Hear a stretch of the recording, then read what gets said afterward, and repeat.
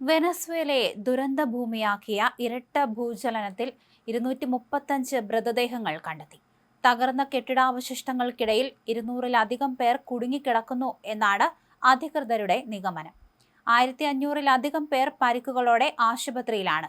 10,000-ലേറെ പേരെ കാണാനില്ല. മുമ്പ് 140 പേരുടെ ജീവനെടുത്ത ഭൂകമ്പത്തിന് ശേഷം ഇതാദ്യമായിട്ടാണ് തീവ്രതയേറിയ ഭൂചലനം ഉണ്ടാകുന്നത്. രാജ്യത്ത് അടിയന്തരാവസ്ഥ പ്രഖ്യാപിച്ചിട്ടുണ്ട്. റെയിൽ, മെട്രോ, പൊതുഗതാഗത സർവീസുകൾ നിർത്തിവെച്ചു.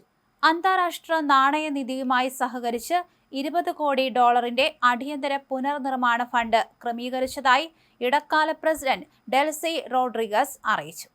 ബുധനാഴ്ച വൈകുന്നേരമാണ് മിനിറ്റുകളുടെ ഇടവേളയിൽ 7.2ഉം 7.5ഉം രേഖപ്പെടുത്തിയ ഇരട്ട ഭൂചലനം വൻ നാശം വിതച്ചത്. ഒരു നൂറ്റാണ്ടിനിടയിലെ ഏറ്റവും ശക്തമായ ഭൂചലനമാണ് വെനസ്വേല നേരിട്ടത്.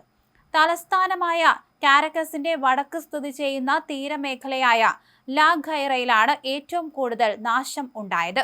വെനസ്വേലയിലുണ്ടായ വിനാശകരമായ ഇരട്ട ഭൂചലനങ്ങളിൽ പ്രധാനമന്ത്രി നരേന്ദ്രമോദി അനുശോചനം രേഖപ്പെടുത്തി.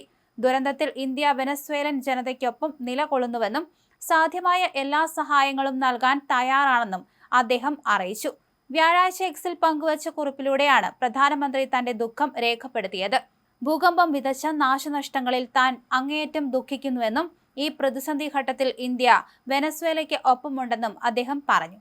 കരീബിയൻ, തെക്കേ അമേരിക്കൻ ടെക്ടോണിക് പ്ലേറ്റുകൾ സന്ധിക്കുന്ന അതീവ ഭൗമ സജീവ മേഖലയിലാണ് വെനസ്വേല സ്ഥിതി ചെയ്യുന്നത്. ഈ പ്ലേറ്റുകൾക്കിടയിലെ ഭ്രംശരേഖയിലുണ്ടായ തിരശ്ചീനമായ സ്ഥാനചലനമാണ് ഇത്രയും ശക്തമായ ചലനമുണ്ടാക്കിയതെന്ന് US ജിയോളജിക്കൽ സർവേ വ്യക്തമാക്കി. ഭൂചലനത്തിന്റെ വ്യാപ്തി കണക്കിലെടുക്കുമ്പോൾ മരണസംഖ്യ 1,00,000 കടക്കാൻ 30% സാധ്യതയുണ്ടെന്ന് USGS നേരത്തെ കണക്കാക്കിയിരുന്നു. വരും ദിവസങ്ങളിലും ശക്തമായ തുടർ ചലനങ്ങൾക്ക് സാധ്യതയുള്ളതിനാൽ ജാഗ്രത പാലിക്കണമെന്ന് വിദഗ്ധർ മുന്നറിയിപ്പ് നൽകുന്നു. വെനസ്വേലയിൽ ശക്തമായ ഭൂചലനങ്ങൾ ഉണ്ടാകുന്നത് അസാധാരണമാണ്.